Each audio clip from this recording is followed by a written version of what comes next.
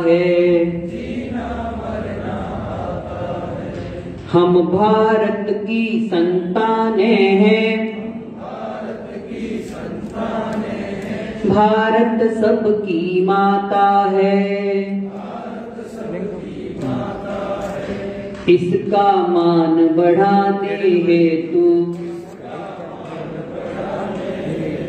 जीना मरना आता है।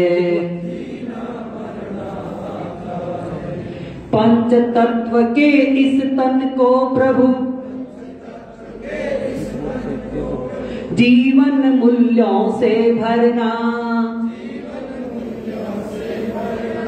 मन बुद्धि और प्राण आत्मा निर्मल इनको प्रभु करना। सेवा और समर्पण द्वारा हर मन हरना आता है। इसका मान बढ़ाने हेतु जीना मरना आता है। हम भारत की संतानें हैं, भारत सबकी माता है। इसका मान बढ़ाने हेतु जीना मरना आता है। समरसता का भाव जगा निज सबको एक बनाएंगे। जाति पंथ और वर्ग प्रांत का जड़ से भेद मिटाएंगे। अवरोधों में अंगद जैसा पैर जमाना आता है। इसका मान बढ़ाने हेतु जीना मरना आता है। हम भारत की संतानें हैं, भारत सबकी माता है।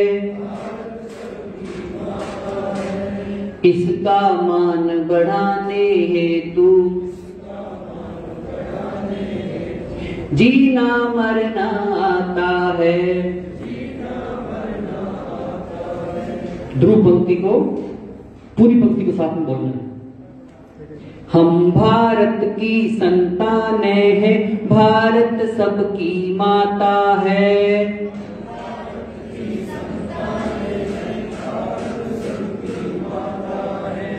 इसका मान बढ़ाने हेतु जीना मरना आता है।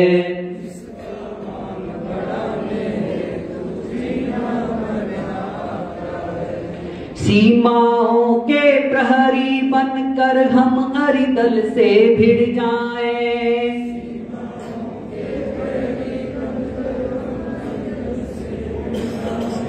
सर्दी गर्मी भूख प्यास बरसात सभी कुछ सह जाएं।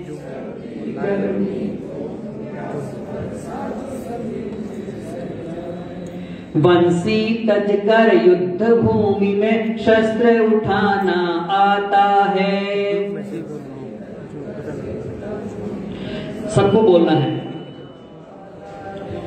इसका मान बढ़ाने हेतु जीना मरना आता है।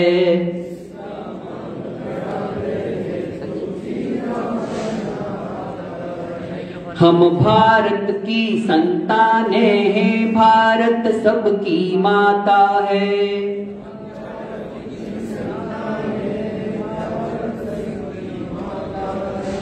इसका मान बढ़ाने हेतु जीना मरना आता है।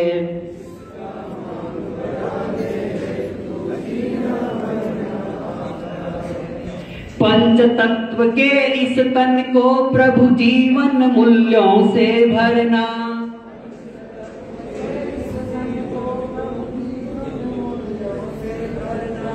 मन बुद्धि और प्राण आत्मा निर्मल इनको प्रभु करना।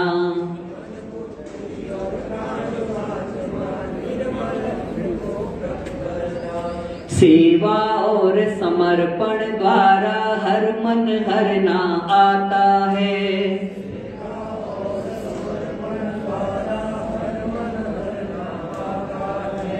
इसका मान बढ़ाने हेतु जीना मरना आता है।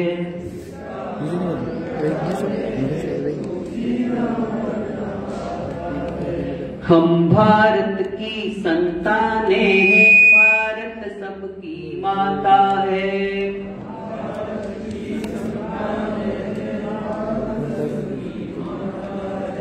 इसका मान बढ़ाने हेतु जीना मरना आता है।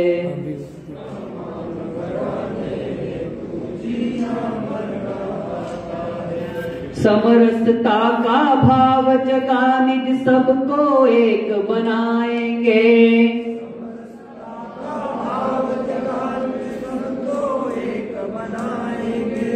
जाति पंथ कर वर्ग प्रांत का जड़ से भेद मिटाएंगे। जड़ से भेद मिटाएंगे। अवरोधों में अंगद जैसा पैर जमाना आता है।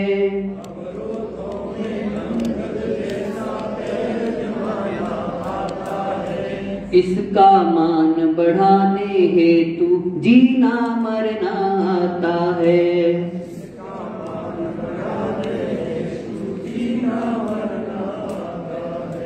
ध्रुव अंतरा सामूहिक बोलेंगे। हम भारत की संतानें हैं, भारत सबकी माता है। इसका मान बढ़ाने हेतु जीना मरना। सभी से निवेदन है अपने मोबाइल को स्विच ऑफ कर ले या साइलेंस पर कर लें और स्वामी जी के कोई पैर वगैरह नहीं छुए, इस प्रकार का ध्यान रखावे। सभी अतिथि गणों से निवेदन है कि मंच पर पधारे।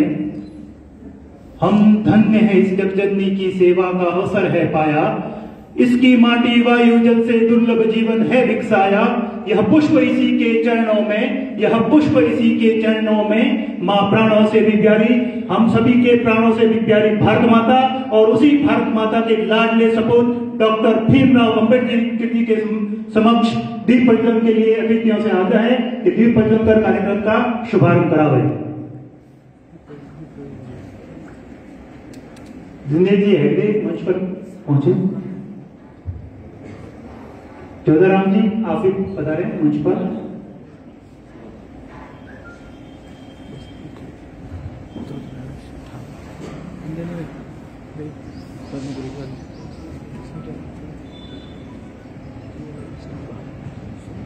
दीप प्रज्वलन।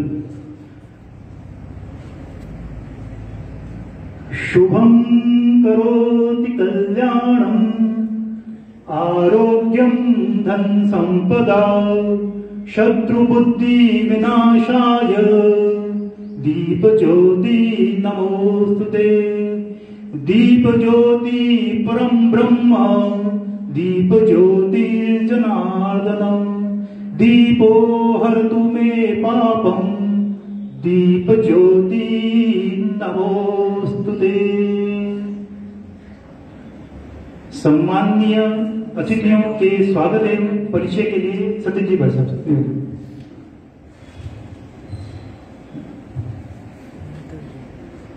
श्रीमान विचार मंच भीनमाल के तत्वाधान में आज भारत रत्न बाबा साहब डॉक्टर भीमराव रामजी अम्बेडकर की 130वीं जयंती पर आयोजित इस कार्यक्रम में आप सभी महानुभावों का स्वागत अभिनंदन।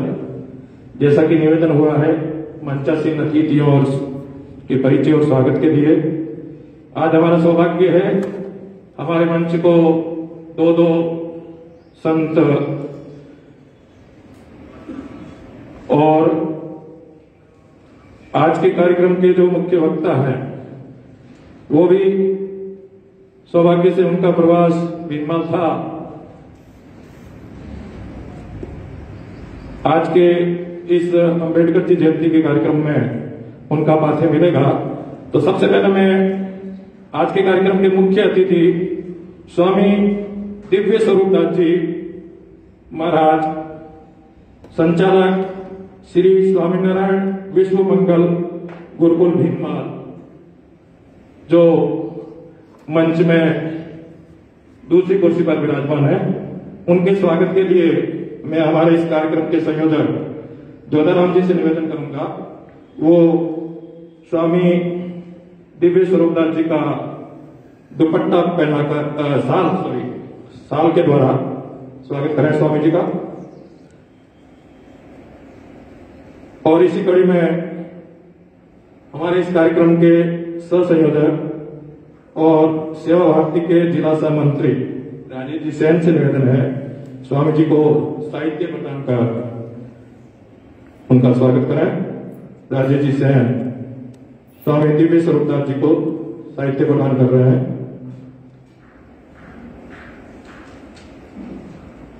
इसी कड़ी में दूसरे संत स्वामी जी के गुरु भाई जो जालोर गुरुकुल का काम देखते हैं, स्वामी धर्मानंद स्वामी जी, वो भी हमारे बीच है।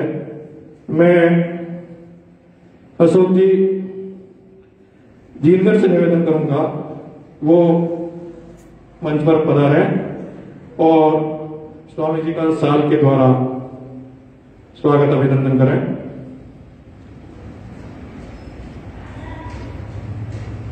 हमारे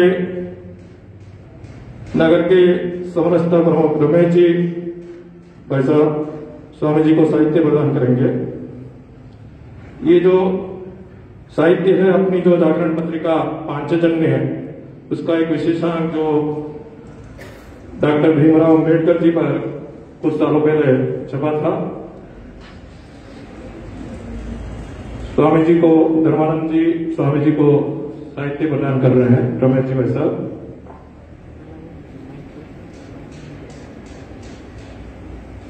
आज के कार्यक्रम के विशिष्ट अतिथि युवा एडवोकेट और समाज सेवी दिनेश जी हेगड़े, वो भी हमारे बीच है। मैं भाविन जी से निवेदन करूंगा वो दुपट्टा पहनाकर दिनेश जी का स्वागत करें।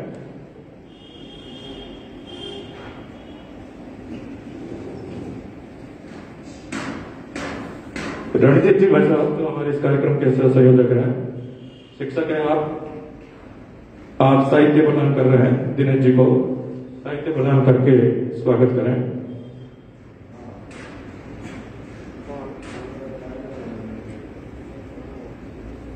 अंत की कुर्सी पर विराजमान जिनका पास है हमें आज मिलेगा हनुमान सिंह जी, मूलतः आप अजमेर शहर निवासी हैं।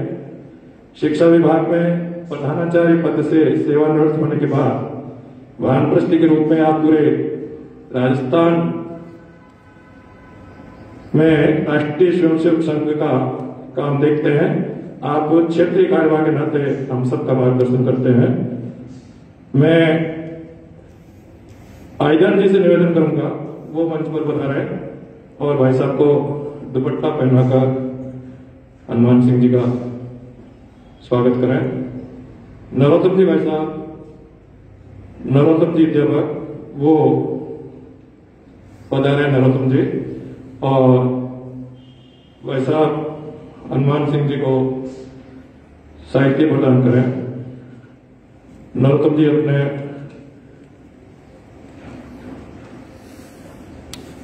यही राजकीय सेवा में अध्यापक है और अपने पुराने कार्यकर्ता हैं। स्वागत और परिचय की कड़ी में दो और परिचय में करवाना इस अवसर पर प्रासंगिक समझता हूं। अपने बीच अपने राष्ट्रीय स्वयंसेवक संघ के विभाग प्रचारक श्रीमान श्याम सिंह जी भाई साहब उपस्थित है। श्याम सिंह जी भाई साहब अपने सबके परिचित उधर पीछे भाई साहब खड़े हैं। अपने जिला प्रचारक राधेश्याम जी भाई साहब वो भी अपने बीच है। भाई साहब सब अपन परिचित है। इस स्वागत और परिचय की श्रृंखला के बाद आगे के कार्यक्रम के लिए मैं माइक्रोफोन अशोक जी।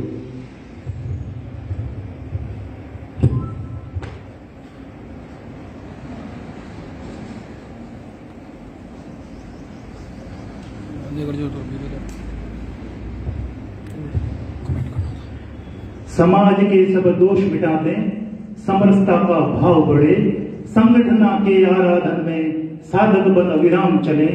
हम सब आज प्रतिज्ञा कर लें, राष्ट्र शक्ति का स्रोत बने, हम राष्ट्र पुनर्निर्माण करें, हम राष्ट्र पुनर्निर्माण करें। कार्यक्रम को आगे बढ़ाते हुए इस संगोष्ठी के माध्यम से विचार प्रकटीकरण की जो हम यहाँ पर गंगा बहाएंगे, उसी क्रम में श्रद्धेय स्वामी जी दिव्य स्वरूप दास जी महाराज से निवेदन है कि हम सबको पाथे प्रदान कराएं।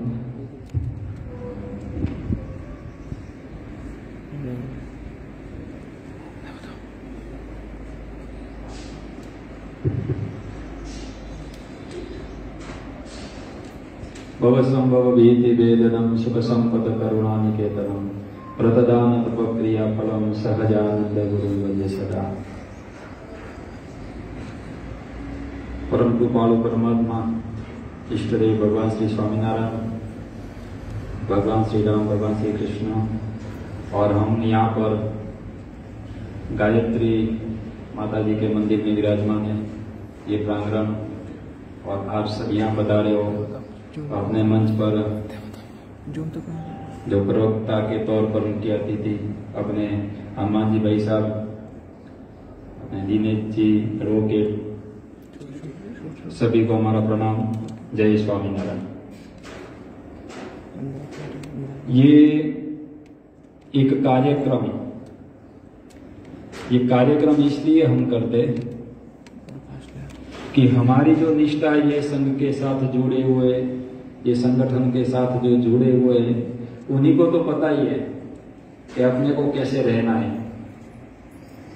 क्योंकि ये इनका जो प्रशिक्षण जब होता है, मतलब शिक्षा, तो हमारे गुजरात में जो हमारे गुरुजी रहते हैं वो गुरुकुल में, तो एक जो इंजीनियरिंग में बच्चा पढ़ता है और हमारे हॉस्टल में पढ़ता है, वहां रहता है, तो उस बच्चे को कोई ऐसी बात थी कि भाई तूने अभी एमटेक मास्टर डिग्री कर ली है तो अब तो तू अच्छी सिविल में कोई जॉब तेरी सेट हो जाएगी, तो सरकारी इंजीनियर बन जाना, काफी सारे पैसे खाने का मिलता है। उसने ये बोला कि मेरे पास एक सर थे, उस सर ने बात कही कि सर और स्वामी जी कि हमारे संस्कार ऐसे नहीं है। कि हमने बोला क्यों भाई?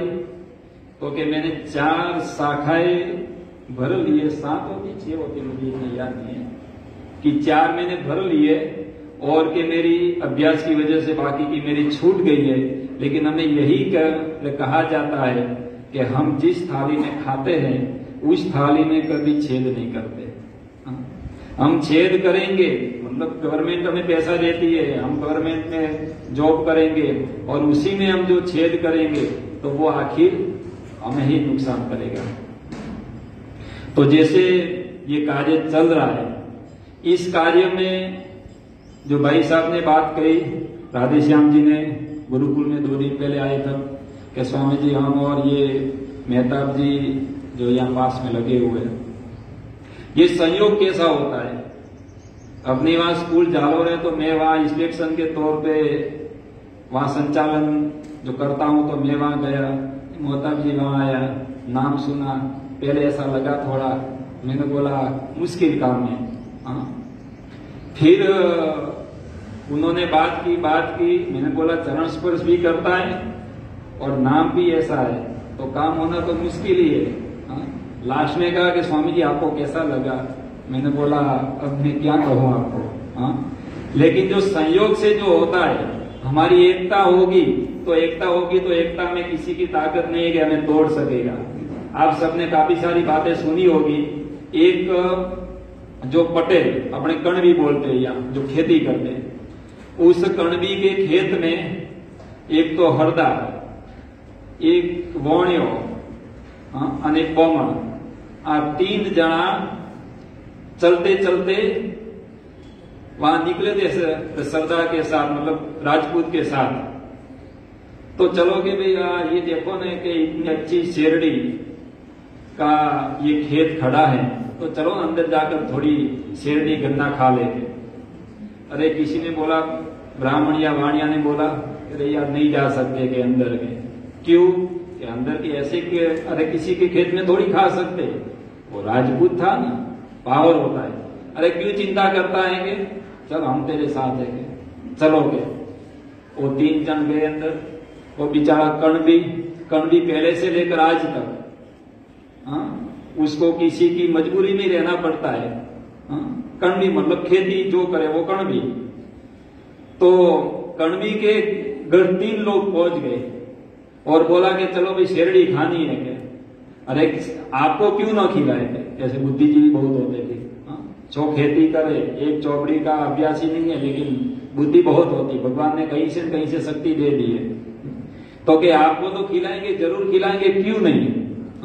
पर एक काम करोगे, वो जो वाणिया होतो ना, अपने कहावत है कि वाणियाનું दिल है ना ઓછો હોય કે અમે તો અભી વાણિયા મજબૂત થઈ ગયા છે, પણ વાણિયાનું દિલ કે મજબૂત હોય કે એક હાથ ઊંચો કરો તો કે वो जी बाबा કરીને બઈએ પ્રોગે। तो फिर वाणिया को पटेल ने एक साइड बुलाया, नहीं सबसे पहले दरबार को, एक काम करो आप वाणियों ने ब्राह्मण ने क्यों खबराओगे? ये तो ठाकर हो भाई, आपको तो खिलाना पड़ेगा, लेकिन ये वाणिया और ब्राह्मण को क्यों खिलाओगे? ये वाणिया को बाहर निकालोगे, वाणिया को बाहर निकालो। तो राजपूत ने क्या किया, उस वाणिया को बोला कि तू जा भाई, तू जा, तेरा काम नहीं है। ऐसी तरह से ब्राह्मण को बाहर निकाला कि तू भी जा गया। अब वो पटेल ने देख लिया, कणवी ने, कि 3 था तो 3 को तो मैं पहुंच नहीं सकता, अब सिर्फ ये राजपूत अकेला रहा है ठाकर, अब कहां जाएगा? अब बोला कि ठीक है ठाकर साहब, मैं के शेरडी का बाट 3-4 डंडा लेकर आता हूं। मैं अंदर गया, वो शेरडी का डंडा तो छोड़ दिया, अच्छा वाला एक डंडा लिया और बाहर आकर बोला कि शेरडी खानी तेरे बाप ने लगाई थी यहाँ पर, शेरडी खाने आए, फोगट में गए, जा वरना ये लाकड़ी से तुझे मारूंगा। क्यों? ये क्यों हुआ? 3 की एकता नहीं रही, उस एकता टूट गई। उसी के हिसाब से उसको फोगट में मार खा के जाना पड़ा। तो हमारी जो संगठन है, आरएसएस का हो, विश्व हिंदू परिषद का हो, राम सेना हो, या म्यांमार में भी काफी सारे संगठन हैं, एकता होगी तो एकता में ही हमारी ताकत है। वो जंगल में एक पेड़ को एक कठियारा काट रहा था, लकड़ी काटने वाला, तो वो काट रहा था तो दूसरे पेड़ रो रहे थे। रोते रोते बोले कि देखोगे ये तो अपने पेड़ सब काट दिए। तो एक पेड़ ने बहुत अच्छा कहा कि अरे भाई ये देखो, अपना ये कोई उसका हाथा बनेगा, डंडा बनेगा, उस कुआड़ी के अंदर हाथा बनने के लिए जाएगा, तभी वो हमको काट सकेंगे। हम कोई हाथा नहीं बनेंगे तो वो हमें कैसे काटेगा? इसी तरीके से हमारा संगठन हो, हमारी एकता हो, उसमें ही हमारी ताकत है। एक बड़ा सा बगीचा था, जैसे अभी दुष्काल का समय चल रहा है अपने यहाँ पर, तो बंदर, काफी सारे बंदर का ग्रुप था, 50-100 बंदर के। तो बंदरों ने सोचा यहाँ तो दुष्काल है, यहाँ कुछ खाने को मिलेगा नहीं, तो क्या करेंगे अब? कि चलो एक काम करो, जहां पर पानी हो और अच्छे फल फ्रूट हो, वहां पर जाकर अब रहे थोड़ा, तो हमें खाने को मिलेगा। क्या सब लोग गए, तो एक बड़े बंदर ने बोला कि आप गांव में निरीक्षण करके आओ और फिर हमें बताओ कि भी गांव कैसा है। तो सब बंदर घूमने गए, गांव में पानी सब कुछ अच्छा था। एक राजा का महल था, उसमें भी बंदर देखने के लिए गए, युवा बंदर। और युवा बंदर ने राजा का महल में देखा पानी हो और फल फ्रूट के पेड़ हो, तो अच्छा उसको आनंद आ गया, आनंद आ गया। फिर सब शाम को इकट्ठे हुए, सबने कहा ये गांव बहुत अच्छा है। लेकिन एक बंदर ने ऐसा बोला कि मैं जब उस बगीचे में बैठा था राजा का, तो वहां से जो दासी एक बर्तन में कोलसा मतलब उतारने के लिए जो कोयला लेकर जा रही थी, तो पास में एक बकरा बांधा हुआ था, बकरा। और वो बकरा उस दासी को देख के ऐसे मारने की कोशिश कर रहा था, बकरा दासी को। ऐसा मैंने देखा है। तो बुढ़े बंदर ने, जो युवा को पता नहीं चलता इतना, लेकिन जो बुजुर्ग होता है उसको पता होता है कि नहीं ये कोई खराब संकेत है। तो वो बुढ़े बंदर ने बोला कि नहीं, तो ये गांव में अपने रहना चाहिए, नहीं ये गांव छोड़ के चलोगे। लेकिन जो युवा बंदर थे उनको ऐसा था, अरे यार ऐसा तो दूसरी जगह मिलेगा नहीं, ये बुढ़े को जाना हो तो जाए, हम तो यहीं रहेंगे। वो सब बंदर वहां रहे, एकता टूट गई, आधे बंदर चले गए, आधे बंदर वहां रह गए। और फिर एक दिन 5-25 दिन होने के बाद, क्योंकि वो बकरा तो देख ही रहा था उस दासी को, और हाथ में थे वो कोलसे, तो एक दिन वो बकरा वहां से उसकी रस्सी तोड़ के उस दासी को भेटू मतलब जैसे लात मारी, ऐसे जाकर पथड़ाया। जो कोलसा था वो कोलसा पास में घोड़ा रखने का तबेला था, घोड़शाल थी, तो वहां जाकर गिरा। घास का पूरा बनाया हुआ था, उस घास जलने की वजह से सारे घोड़े काफी सारे मर गए, जल गए। तो राजा ने सब हकीमों को बुलाया, सब दवाई करवाई।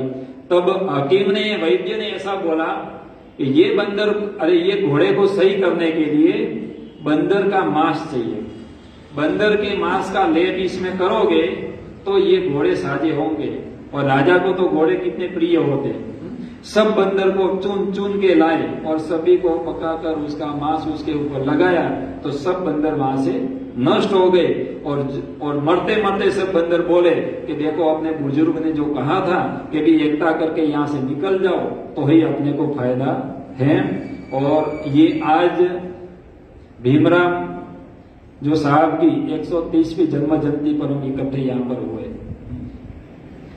तो उन्हीं में से हमें कुछ सीखना चाहिए। सीखना क्या? एक तो सबसे पहले अपना वर्णाश्रम धर्म जो चलता है, ब्राह्मण, क्षत्रिय, वैश्य और शूद्र, ये 4 हमारा वर्णाश्रम है। उसी में अभी हम देखें तो अपने भारत में काफी सारा ऊंच नीच का भेदभाव काफी सारा मिट गया है, और काफी सारे जो बुजुर्ग लोग हैं वो आज भी पकड़ के बैठे हैं। तो उनके लिए हम सब यहाँ इकट्ठे हुए हैं, तो उनमें से कुछ हमें सीखना है कि जैसी उन्होंने भी, न तो कोई जाति की राजनीति उन्होंने की थी, न तो कोई मजहब की राजनीति उन्होंने की थी, हमें भी ये जाति का भेदभाव छोड़ के हमें कुछ काम करना चाहिए।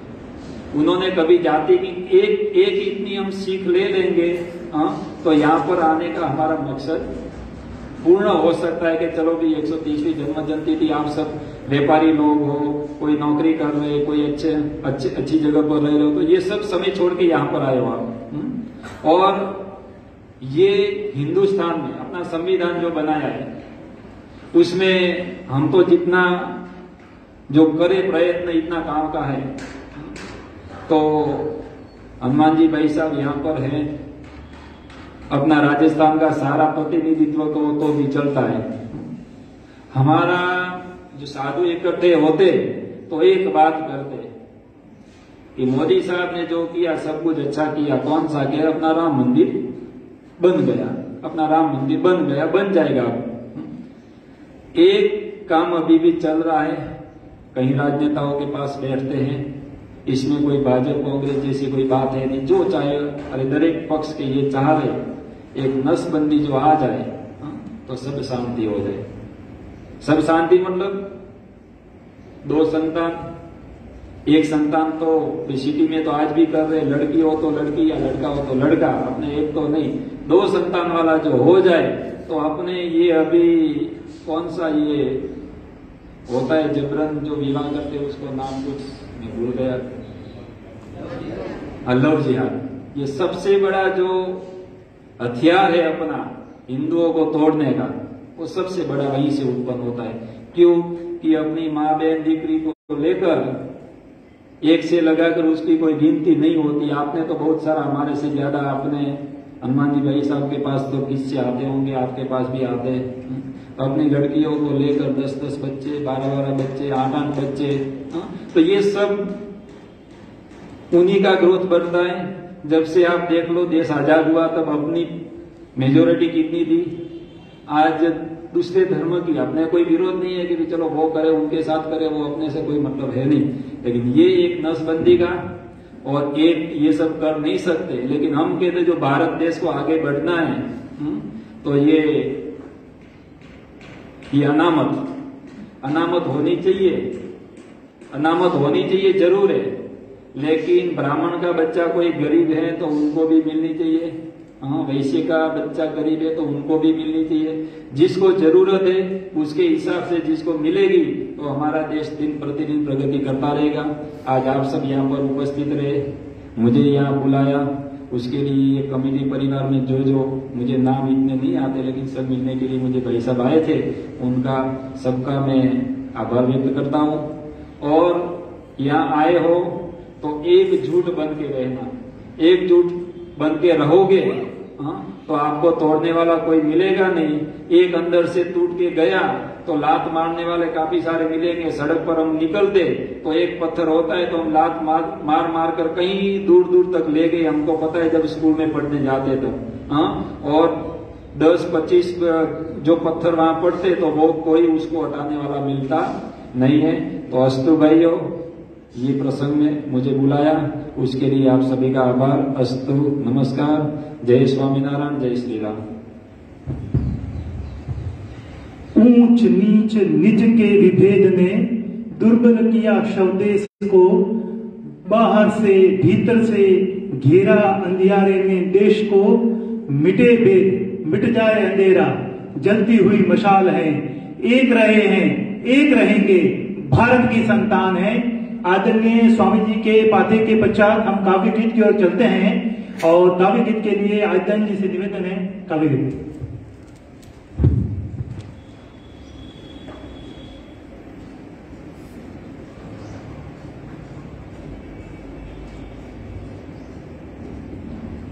काव्य गीत सुनेंगे। हिंदू हिंदू एक रहें, हिंदू हिंदू एक रहें, हिंदू हिंदू एक रहें।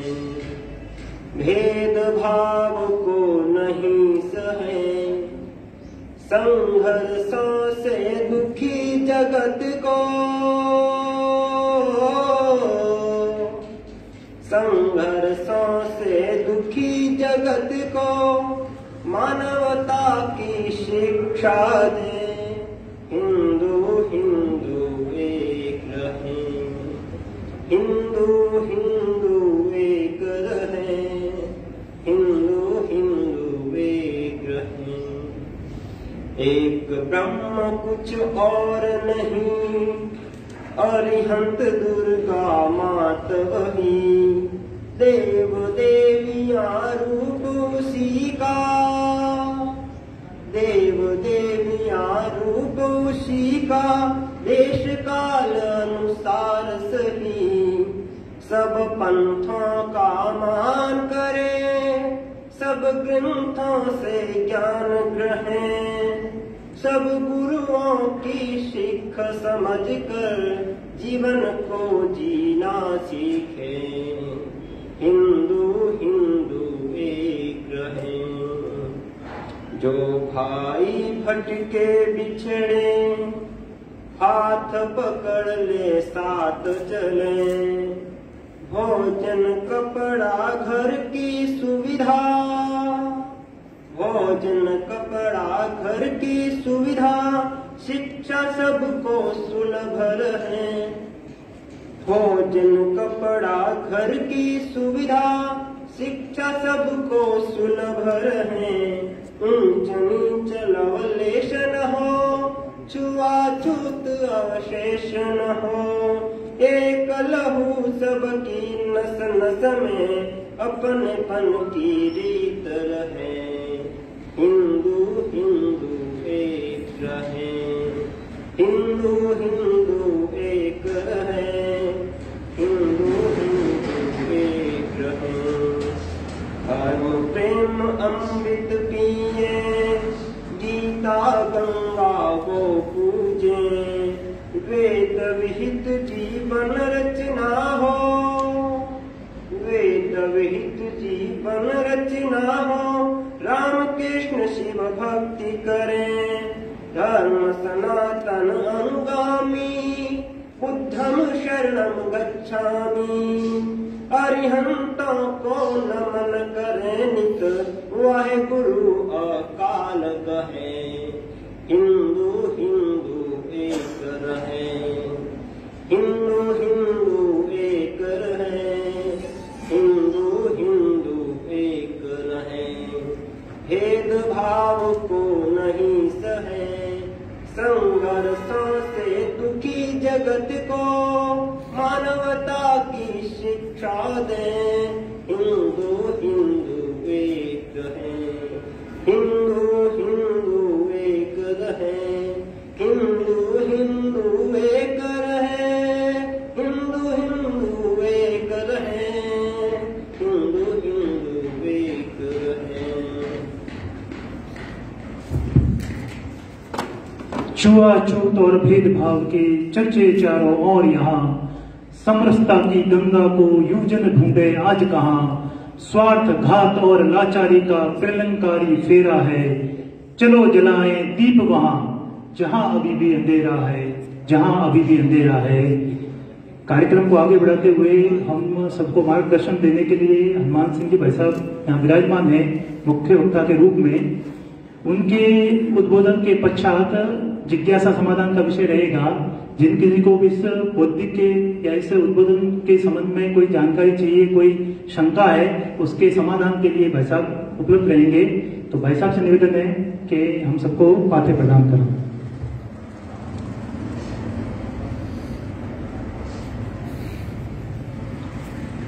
भीनमाल के श्रीमाल विचार मंच की ओर से आयोजित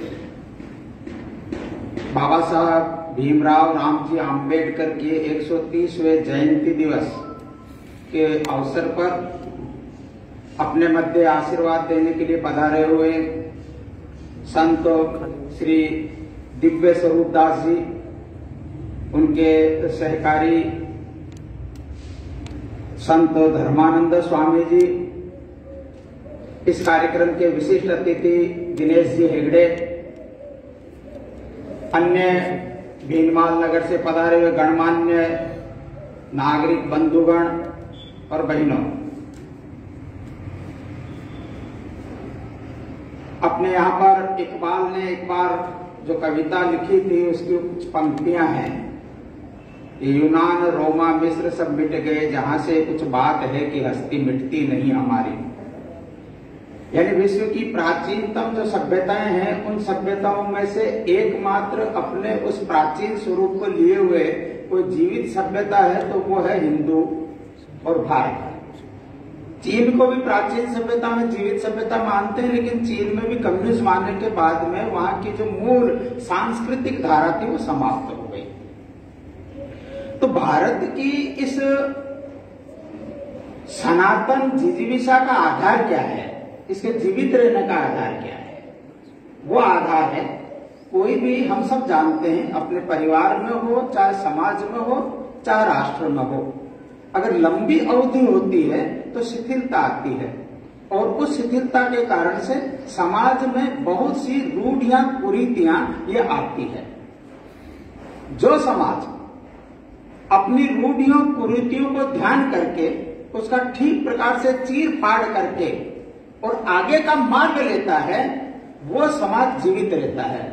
बाकी समाज समाप्त हो जाते हैं। जिस काल में बाबा साहब भीमराव अंबेडकर का जन्म हुआ वो अंग्रेजों के शासन का काल था, लेकिन अंग्रेजों के शासन के काल की बहुत सी समस्याएं हैं अपने देश को, जिसके कारण से हमने स्वाधीनता संग्राम चलाया। लेकिन कुछ बुराई में से अच्छाई भी होती है। अच्छाई क्या थी? तो इससे पूर्व हम सतत लड़ाई झगड़ों में ही लगे हुए थे, युद्ध चलते रहते थे।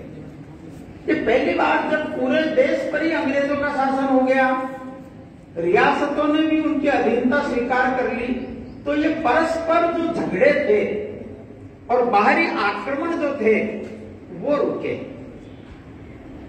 ये जब रुके तो ये जो थोड़ी सी शांति का अनुभव हुआ, तब अपने समाज के अग्रणी लोगों ने इस समाज में आई हुई कमी कमजोरियां उनकी ओर ध्यान भी दिया, उसकी पीड़ा को अनुभव भी किया और उसको दूर करने का प्रयत्न भी किया। बाबा साहब का जन्म जब हुआ था आज से 30 वर्ष पूर्व, उससे पूर्व भी विशेषकर केवल मात्र अगर हम महाराष्ट्र की भी चर्चा करें तो महाराष्ट्र में बहुत से ऐसे समाज सुधारक खड़े हुए जिन्होंने समाज में आई समस्याओं को दूर करने का प्रयत्न किया। बाबा साहब अपने जिनको 3 गुरु मानते हैं, जिनसे अपने जीवन की दिशा प्राप्त हुई, ऐसा भगवान बुद्ध, कबीर और तीसरा वो मानते हैं महात्मा ज्योतिबा फुले। इसमें से महात्मा ज्योतिबा फुले ये महाराष्ट्र में ही हुए। सत्य शोधक समाज इसके संगठन के आधार पर उस समय के समाज के उस हिस्से को जिसको शूद्राति शूद्र कहते थे, जिसको निकट बिठाना तो दूर की बात थी, जिसकी छाया से भी लोग घृणा करते थे, ऐसी जो अवस्था थी, उस अवस्था में ज्योतिबा फुले ने काम शुरू किया था, शिक्षा और संस्कार का। लेकिन महात्मा ज्योतिबा फुले से पहले से ही काम था, उन्होंने भी कोई नया या पहला काम किया ऐसा नहीं है। उससे पहले न्यायाधीश रानाडे उन्होंने काम शुरू किया। स्त्री शिक्षा हो, विधवा पुनर्विवाह हो, बाल विवाह रुके, ये जातिगत जो भेदभाव है समाप्त हो, इसके लिए उन्होंने भी बहुत बड़ा प्रयत्न किया, जिसमें बाबा साहब अंबेडकर का भी भाषण हुआ, इनहिबिशन ऑफ कास्ट, जातियों का निर्मूलन, इस विषय पर उनका जो भाषण हुआ था वो भाषण हुआ, उसका नाम है बसंत व्याख्यान माला। ये जो महाराष्ट्र की बड़ी प्रसिद्ध आज भी चल रही है उस समय से बसंत व्याख्यान माला, उस बसंत व्याख्यान माला को प्रारंभ करने वाले वो महादेव गोविंद रानाडे थे। एक आगरकर है उनका नाम आता है, चिपलूणकर है उनका नाम आता है, महर्षि शिंदे का नाम आता है। ऐसी एक बड़ी श्रृंखला है जिन्होंने समाज में आई हुई कुरीतियों को दूर करने का प्रयत्न किया। लेकिन यह जो एक श्रृंखला मैंने पूरी बताई और बाबा साहब का जो प्रयत्न प्रारंभ हुआ, इसमें अंतर क्या है इसको समझना चाहिए। ये जो पहला पूरा समूह मैंने बताया वो कबीर से लेकर श्रृंखला प्रारंभ होती है। कबीर से पहले भी है रामानंद, जिनके शिष्य थे कबीर, उन्होंने भी यही कहा था, सबसे पहले नारा उन्होंने ही दिया कि जात पात पूछे नहीं कोई, हरि को भजे सो हरि का होई। ये रामानंद है, उनके शिष्य थे ऐसे सब। इस प्रकार से एक लंबी श्रृंखला है, उस सबकी बात नहीं करेंगे हम, उसके लिए कई व्याख्यान क्रम से चाहिए। लेकिन हमको ये अंतर समझना है कि बाबा साहब की पीड़ा क्या थी और पूर्व के जो समाज सुधारक थे उनकी पीड़ा क्या थी, उसका अंतर क्या है। वो अंतर है अनुभूति का। ये बाकी के जितने मैंने नाम गिनाए, ये दृश्यानुभूति से उत्पन्न मन की संवेदना और दया भाव, इससे प्रारंभ हुए प्रयत्न थे। किसी भी मनुष्य को जो सोचने वाला है उसको अपने जैसे किसी और मनुष्य के साथ पशुवत व्यवहार करते देखकर किसी को भी पीड़ा हो सकती है और उस पीड़ा में से परिवर्तन करने का मन हो सकता है। ये सब में दिखाई देता है। यानी इससे पूर्व के जितने नाम मैंने ज्योतिबा फुले तक के दिए हैं, ये कोई भी उस अस्पृश्यता के दंश से पीड़ित नहीं थे। ये पीड़ा नहीं भोगी उन्होंने समाज में इसको देखकर पीड़ा का अनुभव किया और उसको बदलने का प्रयत्न किया। लेकिन बाबा साहब के साथ क्या था? बाबा साहब उस पीड़ा के भुक्त भोगी थे। उन्होंने उस पीड़ा को अनुभव किया कि एक अस्पृश्य मानकर समाज में नृत्य क्या होता है। एक छोटा सा बच्चा, आप कल्पना कीजिए, कल्पना करना ही दुष्कर लगता है, शरीर के रोम खड़े हो जाते हैं उसकी कल्पना करते हैं तो ही।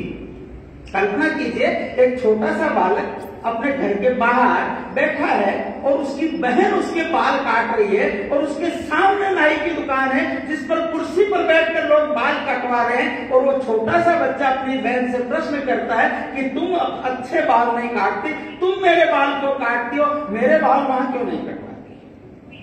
ऐसा नहीं था कि वो समर्थ नहीं है, पिता सूबेदार थे आर्मी में, सब समर्थ परिवार में से थे वो, इसके पैसा नहीं दे सकते थे नाई को, ऐसा नहीं है, लेकिन उनके बाल काटने को कोई तैयार नहीं था। मां के साथ यदि बाजार के अंदर कपड़ा भी खरीदने जाते थे तो दूर से दिखाता था दुकानदार। मैंने पुष्कर में देखा एक कचौरी की दुकान लगाते थे तो हम उनको देखने के लिए जाते थे। उनका आनंद क्या था, आज वो पीड़ा अनुभव होती, उस समय में आनंद में जाते थे देखने के लिए, महाराज को देखो क्या करते हैं। तो उनको कोई पैसा जब देता था तो पैसे को हाथ नहीं लगाते थे, वो एक पात्र रख रखा था पानी का, नोट को भी उसमें पटकते थे, इसमें डाल दो और ऐसा बल्लियों से पूरा, जैसे आप दुकानों के ऊपर देखते हैं ना कोरोना के कारण से और एक फिजिकल डिस्टेंस के लिए जो दूरी है उन्होंने भी उस समय और पूरे बांस बल्लियां बांधकर फिजिकल डिस्टेंस मेंटेन कर रखा है। उस नोट को जो पानी में गिरा उसको भी चिमटे से उठाते थे, ऐसा सुखाने के लिए लगा देते थे, ऐसा पूरा बना रखा था उसके ऊपर चिपकाते थे, उसके बाद वो नोट उनके गले में जाता था। मुझे लगा कि ये वर्तमान 21वीं सदी में अगर ये दृश्य है तो उस 19वीं शताब्दी में जब बाबा साहब का जन्म हुआ होगा तब क्या दृश्य रहा होगा। विद्यालय में प्रवेश नहीं है और प्रवेश अगर हो गया तो उसके उपरांत सबके साथ बैठने को स्थान नहीं है। अपनी टाट पट्टी भी खुद उठानी पड़ती थी, खुद रखना पड़ता था, पानी पी नहीं सकते जब तक कि चपरासी नहीं आ जाए या कोई तथा कथित सवर्ण आकर टोटी नहीं खोल दे, तब तक प्यासा बैठा रहना पड़ता। ये केवल बचपन की अनुभूतियां नहीं है कि गाड़ी वाला गाड़ी पे बैठाने को तैयार नहीं होता, ये सब बचपन की केवल अनुभूतियां नहीं है। तो उस काल के अच्छे अच्छे लोग, आप अगर उस समय की कोई पुरानी किताब देखेंगे ना तो उस किताब के ऊपर जो लेखक होता है उसका नाम लिखा हुआ रहता है, इतना नहीं रहता, नाम के बाद BA लिखा रहता है, MA लिखा रहता है। यानी उस समय BA और MA होना ये बहुत बड़ी बात थी और उसका प्रदर्शन करते थे तो आगे लिखते थे BA MA ऐसा लिखते थे। पुरानी किताब ढूंढना, जिस काल में BA MA होना गर्व की बात समझी जाती थी, उस काल में बाबा साहब के पास कितनी डिग्रियां थी? वो MA थे, MSc थे, PhD थे, DSc थे, बार एट लॉ थे, LLB थे। हमको तो इनके अर्थ भी पूरा पता नहीं होंगे। वर्तमान काल में इतनी डिग्रियां उन्होंने प्राप्त की, किसी धनाढ्य परिवार में नहीं थे कि शौक के कारण से पैसा खर्च कर दिया और जाकर ऐसी डिग्रियां ले दी हो। अपनी पत्नी के गहने बेचने तक की व्यवस्था करके पढ़ने गए थे। पत्नी रात्रि में छुपकर की, इतने बड़े और व्यक्ति की पत्नी इस प्रकार के काम करती है, रात में छुपकर मुंबई की गलियों में गोबर चुना करती थी और उसके कंडे बनाकर दिन में बेचती थी, उसे गुजारा चलता था। इसके प्रकार से पढ़े। ऐसी कठिन परिस्थितियों में पढ़ने के उपरांत जो सुरक्षा के लिए सर्वाधिक सर्वोच्च अधिकारी होता है, ये नियुक्त हुए बड़ौदा में। अब तो उच्च विद्या विभूषित हैं, पढ़े लिखे हैं। उसके उपरांत भी व्यवहार क्या है? पारसी धर्मशाला में रहने को स्थान नहीं है, रात को बिस्तर बाहर बैठते हैं। उनका एक सामान्य चपरासी है, वो चपरासी भी फाइल टाइप कर देता है, पानी पीने के लिए अलग मटकी है। ये कब है? जब समस्त प्रकार की उस काल में लोगों को जिसकी इच्छा हो सकती है और जिस डिग्रियों को देखकर द्वेष हो सकता है, उस काल में जिन्होंने कितनी डिग्रियां प्राप्त की, ऐसे ज्ञानी व्यक्ति के प्रति यह व्यवहार था, ये भोगा उन्होंने। इस भोगे हुए यथार्थ में से परिवर्तन की इच्छा उन्होंने प्रकट की। यह उनका देवत्व है, यह उनकी विशेष बात है। ये जो घटनाएं मैंने बताई है, ये घटनाएं तो उस समय के उस समाज ने सर्वत्र भोगी थी, लेकिन उनमें से कोई खड़ा नहीं हुआ। बाबा साहब खड़े हुए, ये उनकी विलक्षणता है, ये उनका देवीय गुण है कि उन्होंने अपना उद्धार उस डिग्रियों के आधार पर करने की इच्छा की होगी तो वो उस समय के सर्वोच्च पद को प्राप्त कर सकते थे, धन कमा सकते थे, बड़ी कोठी बना सकते थे और ऐशो आराम के साथ रह सकते थे, लेकिन ये नहीं किया। उन्होंने कहा कि मैंने शिक्षा प्राप्त की है तो मेरा ये वंचित समाज भी शिक्षित होना चाहिए। इस शिक्षा प्राप्त करने के लिए अपने अधिकार, जो मानवीय अधिकार, उनके लिए संघर्ष करना चाहिए। और ये संघर्ष अगर करना है तो अकेले अकेले संघर्ष से पार नहीं होगी, संगठित होकर संघर्ष करना चाहिए। और इसके लिए बहिष्कृत हितकारिणी सभा की स्थापना की। बहिष्कृत हितकारिणी सभा की 1927 की जो बैठक है, उनमें उसका एक भाषण है उनका। उस भाषण में अपने जीवन का उद्देश्य बताते हैं। वो कहते हैं कि मैंने ये जो इतनी उच्च शिक्षा प्राप्त की है, जो मैंने अपने किसी लाभ या अपने परिवार का हित करने के लिए नहीं की है। मैं अपनी समस्त प्रतिभा अपने समाज को ऊपर उठाने में लगा दूंगा। मुझे मालूम है कि अस्पृश्य समाज के समक्ष जो चुनौतियां वो हिमालयों के समान है, लेकिन मैं इन हिमालयों से अपना सिर टकराने वाला हूं। हो सकता है कि मेरा सिर लहूलुहान हो जाए और इन हिमालयों को मैं धराशायी नहीं कर सकूं, लेकिन आने वाली पीढ़ियां और ये जो 7 करोड़ वंचित वर्ग के लोग हैं, ये खड़े हो जाएंगे और खड़े होकर निश्चित तौर पर इन समस्याओं के हिमालय को धराशायी कर देंगे। इस प्रतिज्ञा, भीष्म प्रतिज्ञा के साथ उन्होंने अपने जीवन का प्रारंभ किया। जीवन का प्रारंभ कैसे किया? तो प्रारंभ में उन्होंने हिंदू समाज का पूरा अध्ययन करके, उसका विश्लेषण करके तथ्यात्मक कुछ बातें रखी सामने। उन्होंने कहा कि ये जो हिंदू समाज की वर्तमान अवस्था है, यह अवस्था जिसके ऊपर जो समाज सुधारक लोग कहते हैं कि ये हिंदू समाज पर कलंक है, मैं इसको नहीं मानता। पहली बात कि हिंदू समाज पर कलंक नहीं है, ये हम जो अछूत है हमारे शरीर पर लगा हुआ कलंक है। क्यों?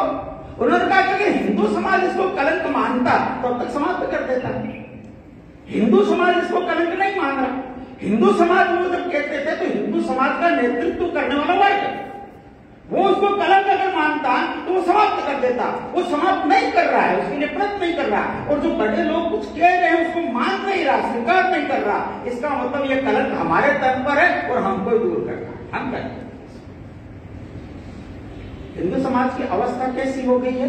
उन्होंने कहा कि अगर विश्व में कोई सर्वोच्च दर्शन अगर किसी के पास में है तो हिंदू के पास में है। क्यों? क्योंकि वेदांत जैसा दर्शन विश्व में कहीं नहीं हो सकता, जो ये कहता है आत्मा सर्वभूतेषु ये पश्यति स पंडितः, सब में एक ही आत्मा का निवास है। वो जो ईश्वर है उसके लिए कहते हैं सृष्टि कैसे बनी? कल क्योंकि हमारा सृष्टि दिवस था, 9 संवत्सर का प्रारंभ यानी सृष्टि का प्रारंभ होता है। तो सृष्टि का प्रारंभ कैसे हुआ इसके लिए और उपनिषदों में वर्णन है। वर्णन में कहते हैं कि वो जो मूल तत्व है, जिसको आप कोई भी नाम दें, ब्रह्म दें या जो भी तत्व नाम देंगे उसको, वो जो मूल तत्व था उस मूल तत्व ने विचार किया एको अहम बहुश्याम, मैं एक हूं और अनेक बचाऊं। इसलिए सृष्टि में आपको सजीव या निर्जीव जो कुछ दिखता है वो सब उस ब्रह्म का पसारा है, वही सब में है। कण कण में भगवान है, ऐसा है। तो बाबा साहब ने कहा कि कण कण में भगवान मानने वाले हिंदू का व्यवहार कैसा है? तो व्यवहार बिल्कुल विपरीत है, अमानवीय व्यवहार है। इसलिए इसके सिद्धांत और व्यवहार में बहुत बड़ा अंतर आ गया है। इस अंतर का परिणाम क्या हुआ है? तो कई बार कहते हैं कि ये छुआछूत क्यों आई होगी, तो कहते हैं कि वो अति सुचिता के कारण से आ गई होगी।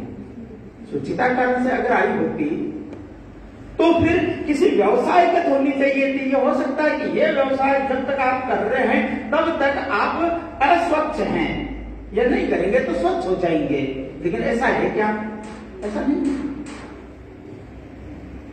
बाबा साहब तो महार का काम नहीं कर रहे थे ना, वो तो बैरिस्टर होकर आए थे, बैरिस्टर का काम कर रहे थे। फिर छुआछूत क्यों है? इसका मतलब है कि व्यवसायगत तो नहीं है। आज भी हम देखते हैं कि एक तथाकथित उच्च वर्ग का वो शराब की दुकान करता है, जूते की दुकान करता है, किराने की दुकान करता है। उसके उपरांत भी वो जो व्यवसाय कर रहा है उस व्यवसाय के कारण से आज भी उसके साथ नहीं है दुर्व्यवहार, भिन्न प्रकार का व्यवहार नहीं है। इसका मतलब ये व्यवहार तो जन्मगत हो गया, और ये जन्मगत व्यवहार के विपरीत तरह का है। अभी मैं और कल उल्लेख कर रहा था, कल यहीं पर एक कार्यक्रम था, तो अपने यहाँ पर 1891 में जनगणना हुई पूरे भारत में, पहली जनगणना अंग्रेजों के शासनकाल की। वो उस समय अपने मारवाड़ में भी हुई। मारवाड़ में जो जनगणना हुई है उस जनगणना का पूरा रिपोर्ट प्रकाशित हुई है, जो राजस्थानी ग्रंथागार जोधपुर है उससे प्रकाशित है। आपको अगर पढ़ने का अवसर मिले तो पढ़िए उसको।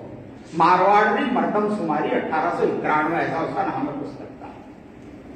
उस मारवाड़ की मर्दमशुमारी में यहां पर जो मारवाड़ में रहने वाली जातियां हैं, इन जातियों की उत्पत्ति कैसे हुई इसका भी उसमें वर्णन है। उसमें दो प्रकार से किया। एक तो जिन जिन जातियों के जागा राव भाट हैं उनकी बइयों में क्या लिखा हुआ उसके आधार पर। एक उस समय जो जातियां थी उनके जो प्रमुख लोग थे, उन जाति बिरादरी के प्रमुखों ने अपनी उत्पत्ति क्या बताई है इसके आधार पर उसका वर्णन है। दुर्भाग्य से उस समय जैसा प्रचलन था उसमें यह जाति किसको अपने से नीचा मानती है यह भी वर्णन है। ये आश्चर्यजनक लगता है। यानी मतलब एक कोई समूह नहीं बना सकते कि ये समूह है ये अछूत है, ऐसा नहीं था। जैसा आज वर्णन करते हैं ऐसा नहीं था। इस हिंदू समाज की आज भी जो अवस्था है उसका बाबा साहब ने सटीक वर्णन किया। उन्होंने कहा कि हिंदू समाज एक बहुमंजिला इमारत की तरह है। इस बहुमंजिला इमारत में न ऊपर चढ़ने की कोई सीढ़ी है न नीचे उतरने की कोई सीढ़ी है। जो जिस मंजिल है उसी मंजिल पर मरता है, यानी न नीचे आने की है। और प्रत्येक इस मंजिल के जो शिखर पर है वो अपने से सब नीचे वालों से घृणा करता है। अस्पृश्यता है उसके आधार के ऊपर। छुआछूत है, घृणा शब्द में ठीक नहीं उपयोग किया, छुआछूत है ऊपर से नीचे तक। और जो सबसे नीचे वाला है उसके साथ सब ऊपर वाले छुआछूत करते हैं। तो छुआछूत का एक क्रम है। इसलिए कोई कहे कि आज की जो अनुसूचित जातियां वो एक समूह हो गया और इनके विरुद्ध जो सामान्य जातियां वो एक समूह हो गया, और सामान्य जाति वाले अनुसूचित जाति के साथ दुर्व्यवहार करते थे। ये जो आजकल और किया जाता है, एक समीकरण बनाया जाता है, गलत है। आज भी अनुसूचित जातियां जो कहलाई गई वो अनुसूचित जातियों में भी एक क्रम बराबर बना हुआ है कि जिसमें एक से दूसरे के साथ खान पान, रोटी बेटी का व्यवहार ये निषिद्ध है। इसलिए ये अनुसूचित जाति की समस्या नहीं है, ये सामान्य वर्ग की समस्या नहीं है, ये हिंदू समाज की समस्या है। इसलिए हिंदू समाज को मिलकर इस समस्या का निवारण करना चाहिए, ये बाबा साहब ने कहा। और इसलिए बाबा साहब ने पहले इस हिंदू समाज में ही सुधार करने का प्रयत्न किया। इसको उन्होंने नाम दिया धर्म संग्राम, धर्म संग्राम। ये धर्म के आधार पर हम मांग कर रहे हैं। ये धर्म संग्राम के 3 आधार उन्होंने रखे। पहला था उन्होंने कहा कि मानवीयता के आधार पर अगर आप ये मानते हैं कि हम सब मनुष्य हैं, ये जो जाति शब्द है ना, ये जाति शब्द भी आज की जो व्यवसायगत नामों के साथ जाति लगाते हैं ठीक नहीं है। ये जाति शब्द हमारे यहाँ पर और श्रेणी के लिए था। पशु एक जाति है, पक्षी एक जाति है, मनुष्य एक जाति है। ये जो जाति का समीकरण कास्ट से मिलाया ये अंग्रेजों ने मिलाया, पहले नहीं था। कास्ट का शब्द हमारा नहीं है, ये कास्ट का शब्द वहां का है, विदेश का। विदेशियों ने यहां पर उसको लागू किया। लेकिन जो भी है आज वो मूड है जाति। ये जो जाति है इसको मानवता के आधार पर यदि हम देखें तो मनुष्य होने के नाते से किसी भी एक मनुष्य को जो अधिकार है वो अन्य प्रत्येक मनुष्य को प्राप्त होने चाहिए, ये मानवीय आधार। इसलिए चाहे वो जिनको आप अनुसूचित जाति कह रहे हैं या सामान्य जाति या तथाकथित उच्च वर्ग कह रहे हैं, वो सब के सब मनुष्य हैं। इसलिए मानवता के नाते से किसी एक ब्राह्मण को जो अधिकार प्राप्त है वो एक परिया को प्राप्त होने चाहिए, ये पहली बात। दूसरा उन्होंने कहा कि अगर आप ये समझते हैं कि हम एक हिंदू समाज हैं तो हिंदू समाज के किसी भी एक व्यक्ति को जो अधिकार प्राप्त होने चाहिए वो बाकी सबको भी प्राप्त होने चाहिए। अगर आप अंग मानते हैं हिंदू समाज का तो ये समानता सबको होनी चाहिए, आप इसमें भेद कैसे कर सकते हैं। और तीसरी बात उन्होंने कही, उन्होंने कहा कि अगर हिंदू समाज पर जितना तथाकथित सवर्णों का अधिकार है उतना ही शेष सबका भी है, इसके निर्माण में हमारा भी उतना योगदान है। अगर आप ये मानते हैं कि वशिष्ठ ने इसके निर्माण में योगदान दिया है तो वाल्मीकि का योगदान कम नहीं है, इसलिए सबका योगदान है। इसके लिए लड़ने मरने वाले सब हैं।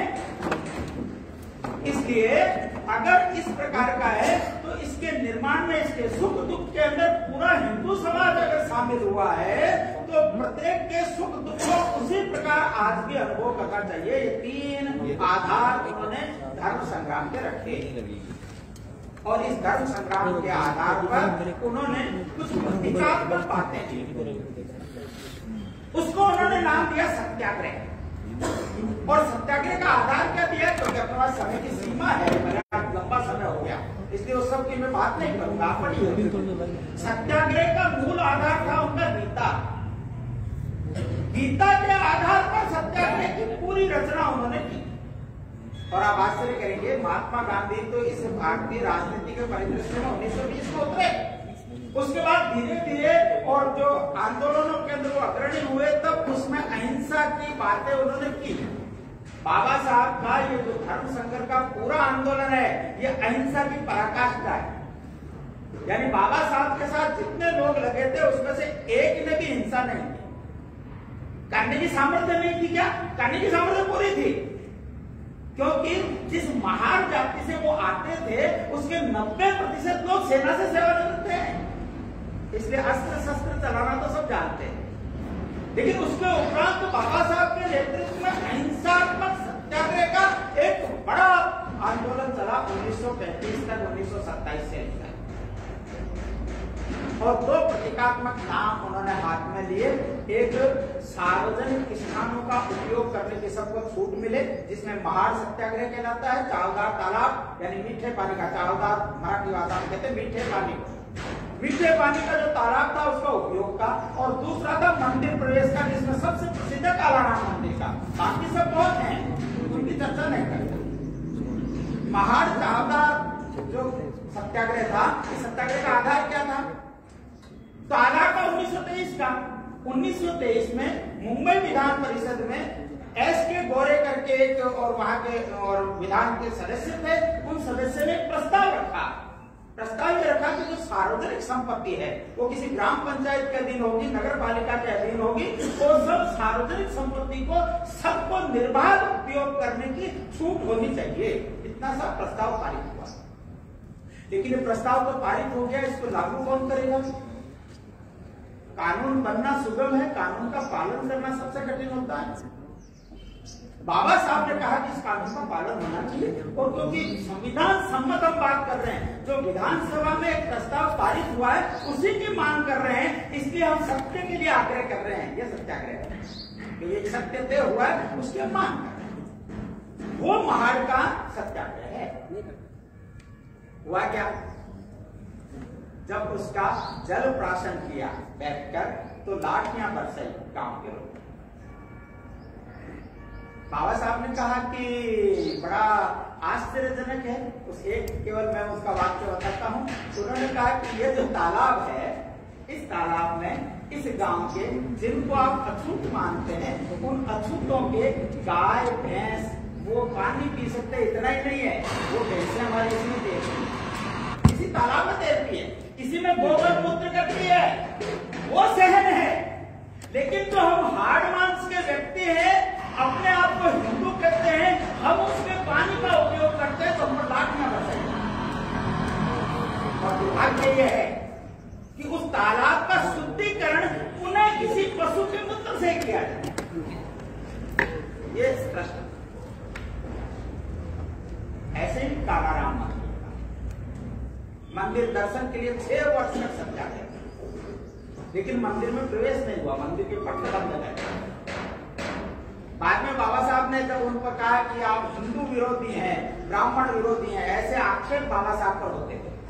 बाबा साहब ने कहा कि आज आप मुझे हिंदू विरोधी कह सकते हैं, बहुत से तो स्वाधीनता आंदोलन में भाग नहीं लिया, अंग्रेजों के जो इस प्रकार के बहुत से आरोप बाबा साहब पर करते थे। उन्होंने कहा आज आप कह सकते हैं, लेकिन बाद के समय में निष्पक्ष रूप से कोई इसका विश्लेषण करेगा तो मुझे हिंदू धर्म का सबसे बड़ा हितैषी या को स्वीकार करना, क्योंकि मैं अलग बात कह ही नहीं रहा, मैं आपका जो दर्शन है उस दर्शन को लागू करने की बात कह रहा हूं, उसको आपको करना चाहिए।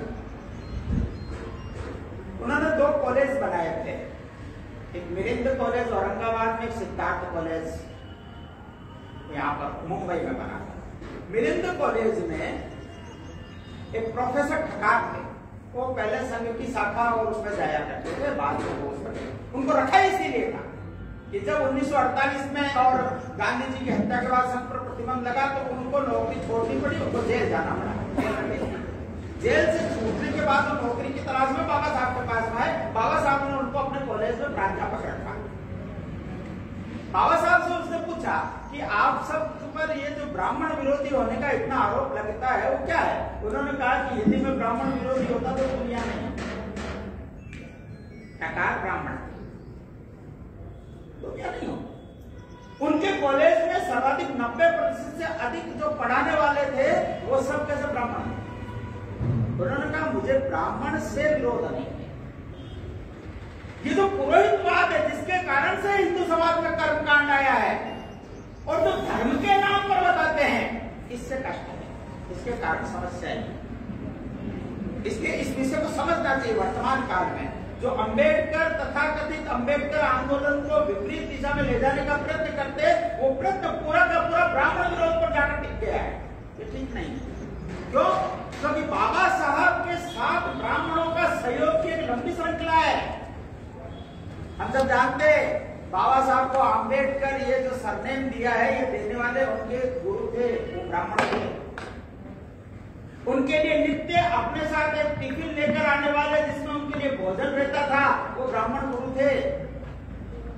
साथ में भीगते हुए कांपते हुए विद्यालय आए, उसके आने के बाद अपने घर भेजकर गर्म पानी से जिनको स्नान कराकर और वस्त्र दिए और भोजन करवाया, वो पहले से गुरु जी ब्राह्मण थे, जिन्होंने सबसे पहले मैट्रिक उत्तीर्ण करने पर उनका सार्वजनिक सम्मान करवाया और वहां पर अपने द्वारा लिखी हुई महात्मा बुद्ध की जीवनी जिन्होंने प्रदान की, वो श्री कृष्ण किर्लोस्कर गुरुजी ब्राह्मण थे। इन्हीं किर्लोस्कर गुरुजी ने उनको और सयाजीराव गायकवाड़ से प्रयत्न करके और यहाँ की कॉलेज शिक्षा पूरी करने के लिए और विदेश की शिक्षा प्राप्त करने के लिए छात्रवृत्ति जिन्होंने दिलवाई, वो दिलवाने वाले किर्लोस्कर गुरुजी थे। ये अभी मैंने महाड़ सत्याग्रह का उल्लेख किया। इससे पूर्व मैंने महाड़ सत्याग्रह का जहां निर्णय हुआ वो निर्णय होने वाली बहिष्कृत हितकारिणी सभा है। बहिष्कृत हितकारिणी सभा में आधे सदस्य वो ब्राह्मण थे। ये जो महाड़ सत्याग्रह हुआ, इस महाड़ सत्याग्रह में जब गांव के लोगों ने कहा कि इस तालाब का वापस शुद्धिकरण करेंगे, तो शुद्धिकरण का विरोध करके और शुद्धिकरण से पहले उस तालाब में छलांग लगाने वाले बापूराव गोरे ब्राह्मण थे।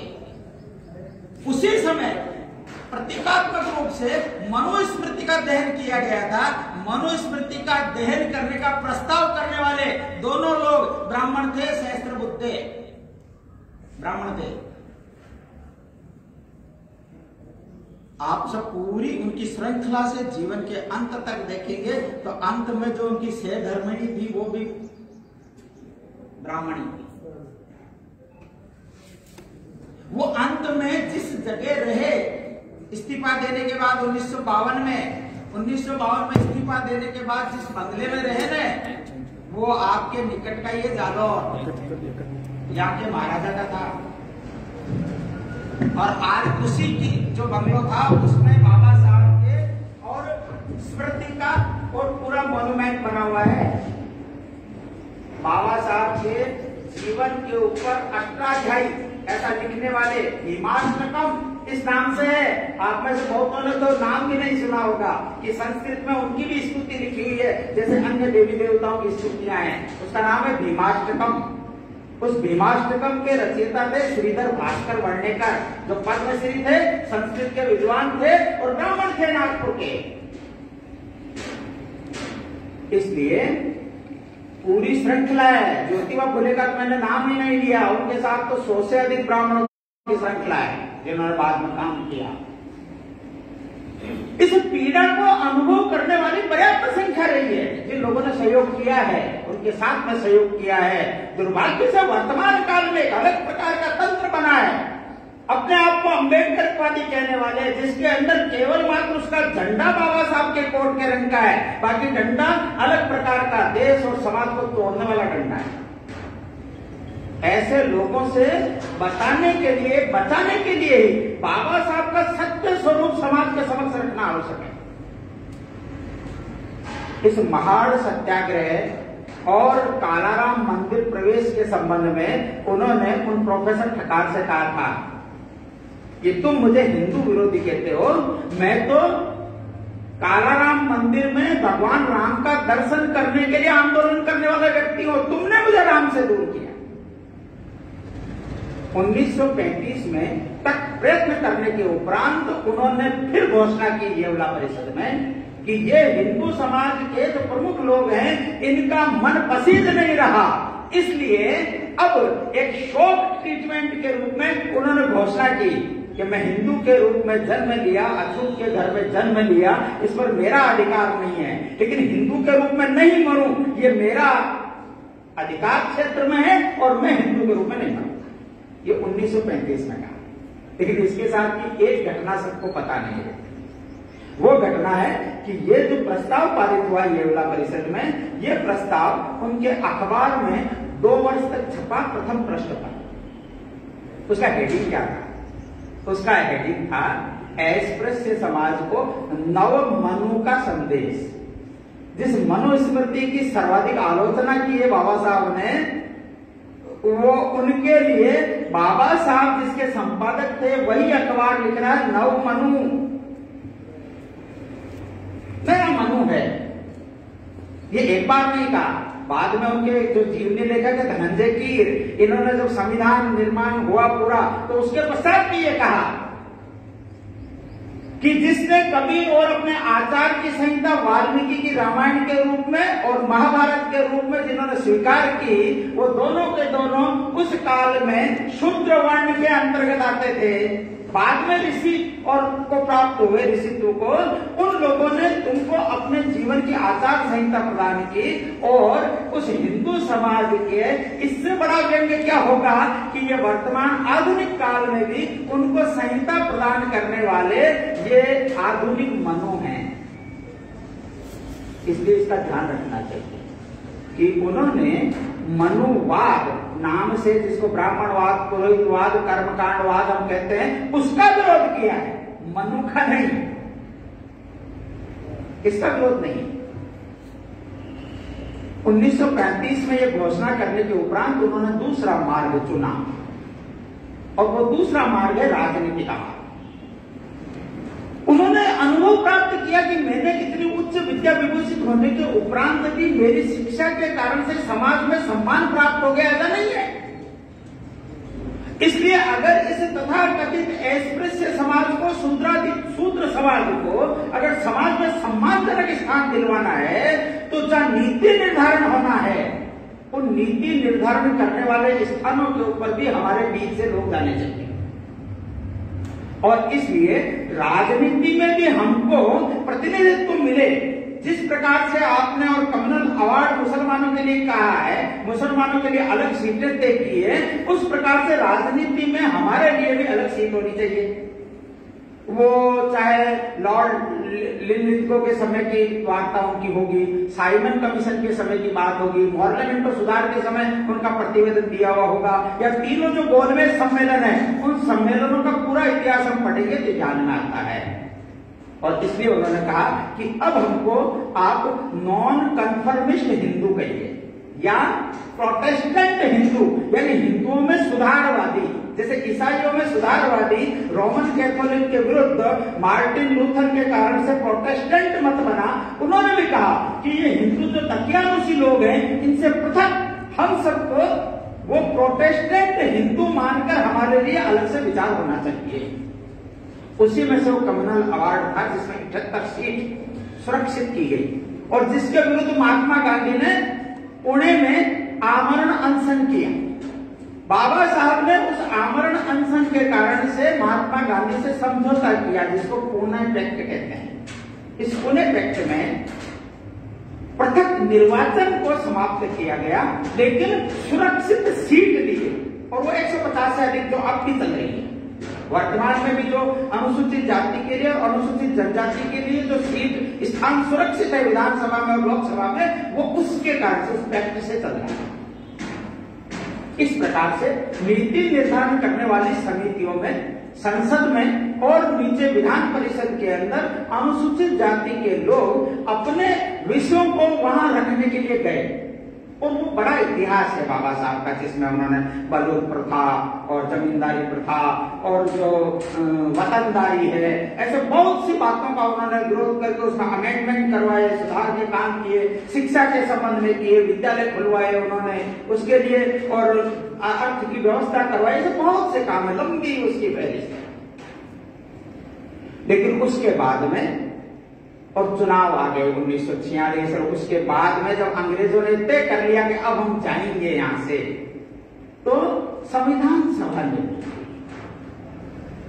इस संविधान सभा के अंदर बाबा साहब चुने नहीं गए थे, हार गए। बाबा साहब के ये राजनीति का इतिहास अलग प्रकार का है, वो शेड्यूल कास्ट फेडरेशन के माध्यम से या जो शेतकारी संगठन के माध्यम से, वो अलग प्रकार का, उसकी मैं चर्चा समय के इसके कारण से नहीं करता।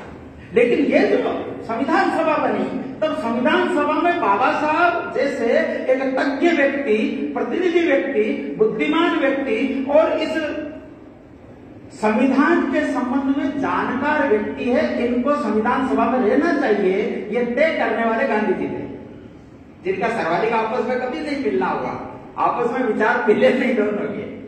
लेकिन देखिए कितना आदर था उनके मन में, विचार भिन्नता होने से भी मन भिन्नता नहीं थी। गांधी जी ने प्रस्ताव रखा और बाबा साहब को कांग्रेस ने निर्वाचित करवाकर और संविधान सभा में रखा, और वहां पर जो ड्राफ्टिंग कमेटी है उस ड्राफ्टिंग कमेटी के अध्यक्ष का दायित्व दिया। जितनी बहस संविधान सभा में नित्य होती थी उसको कानूनी रूप देना, उसके लिए और भाषा बनाना और दूसरे दिन उसको फिर बहस के लिए रखना, ये बाबा साहब का काम, इसलिए उनको संविधान शिल्पी कहते हैं। लेकिन बाबा साहब ने ये जो संविधान लिखना प्रारंभ हुआ तो उन्होंने एक बहुत प्रसिद्ध वाक्य कहा कि उन्होंने कहा इन धूर्त अंग्रेजों ने अनुसूचित जाति, कोई शब्द अनुसूचित जाति में प्रयोग कर रहा हूं, उन्होंने अछूत शब्द प्रयोग किया था, को ठग लिया है। अर्थात उनकी मांग थी कि तुम देश छोड़ो, उससे पहले ये फैसला करो कि इस राज्य सत्ता में हमारा अधिकार क्या हो। और इसलिए उन्होंने कहा कि हम हिंदुओं से ये पूछते हैं कि इस राज्य सत्ता में हमारा अधिकार क्या है। सौभाग्य से उनके इस प्रश्न का उत्तर मिला, और संविधान जब पूर्ण हुआ तो उसका जो भाषण है, अंतिम भाषण के लिए धनंजय कीर ने लिखा है कि ये वक्ता और श्रोता दोनों के जीवन में एक परिवर्तन करने वाला उनका भाषण है। उस भाषण को पढ़ना चाहिए, अंतिम भाषण।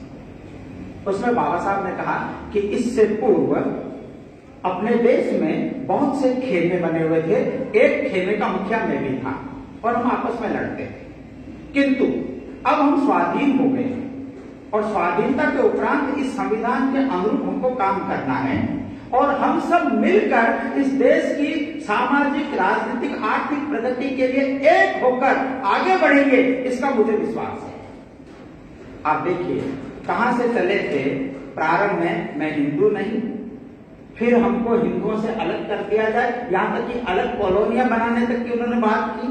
फिर आए कि हमको नॉन कन्फर्मिस्ट या प्रोटेस्टेंट हिंदू कहिए, फिर उन्होंने कहा कि हमको कोई रिजर्व स्थान दीजिए, फिर उन्होंने हिंदू समाज से मांग की कि हमको हमारा उचित अधिकार दीजिए।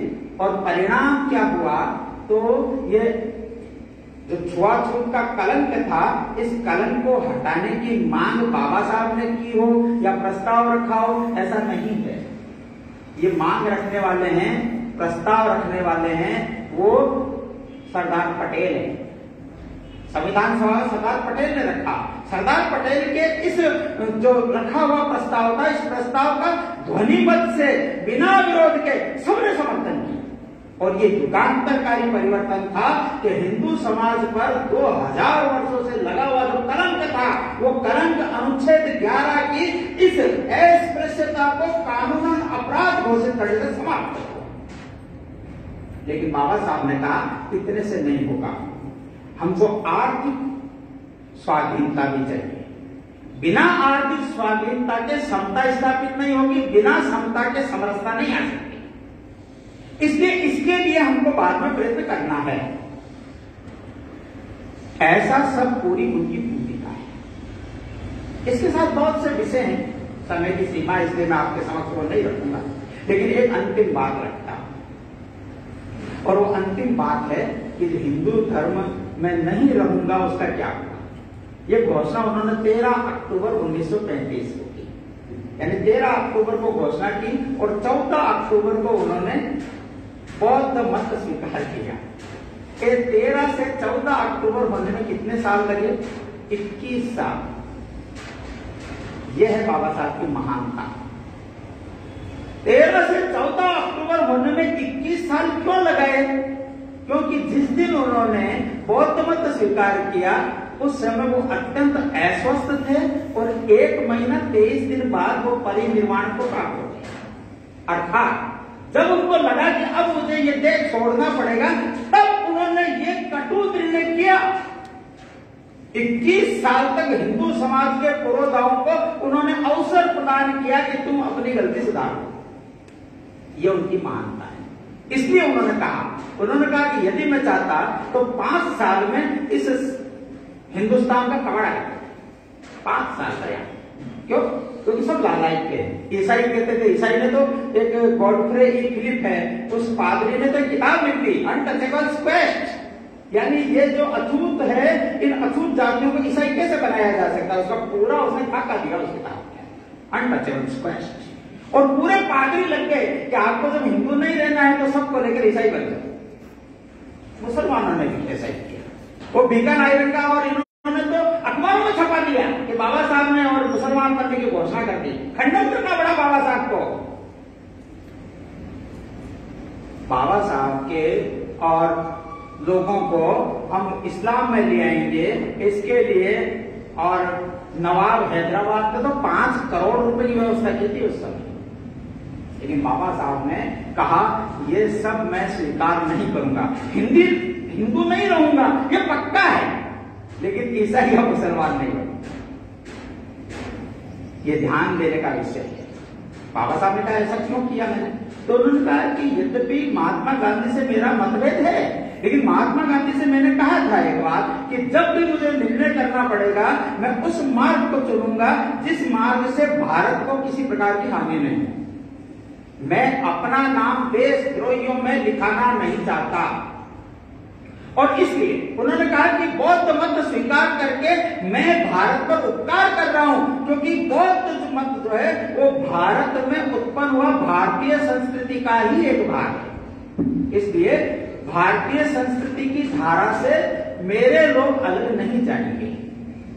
संघ के बहुत पुराने प्रचारक, और अगर हम जाने तो भारतीय मजदूर संघ के संस्थापक दत्तोपंत ठेंगड़ी, वो बाबा साहब के चुनावों में उनके सहयोगी रहा करते थे। उन्होंने उनसे प्रश्न किया कि आप इतनी जल्दी क्यों कर रहे हैं? हम संघ के माध्यम से ये सब प्रयत्न कर रहे हैं कि धीरे धीरे समाज के अंदर हो जाए। कि हमारी ये जो समस्या है सब समाप्त हो, इसके लिए समरसता के लिए बहुत प्रयत्न कर रहे हैं। उन्होंने कहा कि देखो मैं तुम्हारी शाखा में गया हूं, जब तुम्हारे संस्थापक डॉक्टर हेडगेवार थे उस समय, और मैं गया हूं पुणे के वर्ग में देखने के लिए, लेकिन तुम्हारी गति बहुत धीमी है। इस गति से जब तक तुम परिवर्तन कुछ कर पाओगे तब तक मैं प्रतीक्षा नहीं कर सकता। क्यों नहीं कर सकता? उनका प्रसिद्ध वाक्य, उन्होंने कहा कि between the communism and schedule caste Ambedkar is barrier, and between caste Hindu and communism Golwalkar is barrier. उस समय संघ के जो प्रमुख थे वो थे गोलवलकर गुरुजी, और बाबा साहब ने कहा कि ये जो युवा है इसमें अत्यंत आक्रोश है कि जो पीड़ा उन्होंने भोगी है और उसमें से जो अधिकार प्राप्त हो रहे हैं, इस अधिकारों के बाद जो आक्रोश उनके अंदर है, यह आक्रोश अगर फटा तो हिंदू समाज का ये जो भाग जिन्होंने किसी समय और उन पर अत्याचार किए हैं उनके विरुद्ध फूटेगा, और अगर उनके विरुद्ध फूटा तो हस्तक किनका बनेगा? ये कम्युनिस्टों का बनेगा। आपने इसका दृश्य भीमा कोरेगांव के बाद देखा होगा। अगर कम्युनिस्ट और नक्सलों का हस्तक बन गया तो यह समाज की दिशा देश को तोड़ने वाली, वर्ग संघर्ष करने वाली हो जाएगी। इससे अगर बचाना है तो उसको तुरंत निर्णय करना पड़ेगा, इसलिए बौद्ध मत स्वीकार करना पड़ेगा। ये सब प्रेरणा उनके पीछे की थी। बाबा साहब की इन महानताओं को वर्तमान युग की पीढ़ी के युवाओं से छुपाया गया है। उनके अध्ययन की उतनी वृत्ति नहीं है, प्रवृत्ति नहीं है, इतना गहन अध्ययन नहीं कर सकते, विश्लेषण नहीं कर सकते, इसलिए व्हाट्सएप ग्रुप पर अन्यत्र जिस प्रकार का एक वैमनस्य फैलाने वाली बातें चारों तरफ चलती है, उसी ट्रैप में हमारे युवा भी आने लग गए। इसलिए मेरा आग्रह है कि हम बाबा साहब के मूल साहित्य को पढ़ें, चिंतन करें, उस पर गोष्ठी करें, बैठे आपस में चर्चा करें कि यह सब कहने के पीछे क्या था। आपको मालूम है कि जब देश का विभाजन हो गया, बाबा साहब का क्या वक्तव्य था? पहला उस समय के फ्री प्रेस जर्नल के अंदर छपा है, उन्होंने कहा कि मैं अनुसूचित जाति के समस्त मेरे बंधुओं से आग्रह करता हूं कि वो पाकिस्तान में, या उस समय क्योंकि ये हैदराबाद की रियासत भारत में मिली नहीं थी, उनका हैदराबाद या पाकिस्तान में किसी भी माध्यम से, किसी भी साधन से जो पहले मिलता उनको निकलकर भारत में आ जाए। अगर उनका जबरन मतांतरण हुआ है तो हम आकर उनको अपने मूल धर्म के अंदर स्वीकार करेंगे। उन्होंने आगे जो कहा वो बहुत महत्वपूर्ण है, उसकी ओर मैं ध्यान आपका आकर्षित करना चाहता हूं, क्योंकि आज मैं बाबा साहब की मूर्ति पर गया था तो उसके फ्रंट में वही भीमा कोरेगांव की स्मृति का एक टैक्स लगा है, इसलिए आपसे कहना चाहता हूं मैं। बाबा साहब ने कहा था कि आपको हिंदू समाज के तथाकथित उच्च वर्ण के कारण से भोगी हुई पीड़ा के कारण लगता होगा कि मुस्लिम हमारा निकट सहयोगी है, मित्रवत है, लेकिन ये आपको धोखा होगा, इससे बचकर रहिए। बाबा साहब ने जो कहा वो जोगेंद्र नाथ मंडल के प्रकरण में सिद्ध हो गया। जोगेंद्र नाथ मंडल ने यही कहा था कि हमारा सबसे ज्यादा हितैषी ये मुस्लिम है, इनके साथ रहेंगे, इसलिए गए थे बांग्लादेश की तरफ, वहां विधि मंत्री बने। आपको आश्चर्य लगता है, स्वतंत्र भारत के प्रथम विधि मंत्री वो भी अनुसूचित जाति के थे, और स्वतंत्र पाकिस्तान के प्रथम विधि मंत्री भी अनुसूचित जाति के थे, जोगेंद्र मंडल। लेकिन जोगेंद्र मंडल की जो प्रताड़ना हुई, उनका पत्र तो नेट पर आपको मिल जाएगा। और जितने भी आज हमारे पाकिस्तान के अंदर बंधु हैं वो सब के सब अधिकतम 99% अनुसूचित जाति के थे जो वहां पर बच्चे थे, इसी आक्रोश के कारण बचे थे। आज कितने बच्चे हैं आप ध्यान कीजिए। और हम सब तो यहाँ है जोधपुर, इसके आसपास बाड़मेर, जैसलमेर में जो पाकिस्तान से आ रहे हैं उनका ध्यान कीजिए कि वो सब के सब मेघवाल, भील, ये जो बंधु आ रहे हैं किस तरह से प्रताड़ित होकर वहां पर आ रहे हैं। कितनी जनसंख्या थी वो समाप्त हो गई वहां पर। बाबा साहब ने उस समय जो घोषणा की थी, और अगर और अच्छा पढ़ना हो तो थॉट्स ऑन पाकिस्तान उनकी पूरी पुस्तक है, पढ़िए तो ध्यान में आ जाएगा। और इसलिए ये जो एक वर्ग संघर्ष खड़ा करने की कम्युनिस्टों की पूरे वैश्विक चाल है, उस चाल के शिकंजे से अपने युवक बचे। इसके लिए बाबा साहब का मूलगामी अनुशीलन करना, उनका अध्ययन करना, इसकी आज आवश्यकता है। उस आवश्यकता के लिए ही इस प्रकार की संगोष्ठी रखी है। आप सबने सुना, इतना निवेदन करके मैं अपनी बात समाप्त करता हूं। पथ का अंतिम लक्ष्य नहीं है सिंहासन, पर चढ़ते जाना, सब समाज को लिए साथ में आगे है बढ़ते जाना, इतना आगे जिसका कोई छोर नहीं, जहाँ पूर्णता मर्यादा हो सीमाओं की डोर नहीं, जहाँ सभी दिशाएं मिल जाती हैं उस अनंत नभ को पाना पथ का अंतिम लक्ष्य नहीं है, सिंह कागज पर चढ़ते जाना। इस भाई साहब के बातें के पश्चात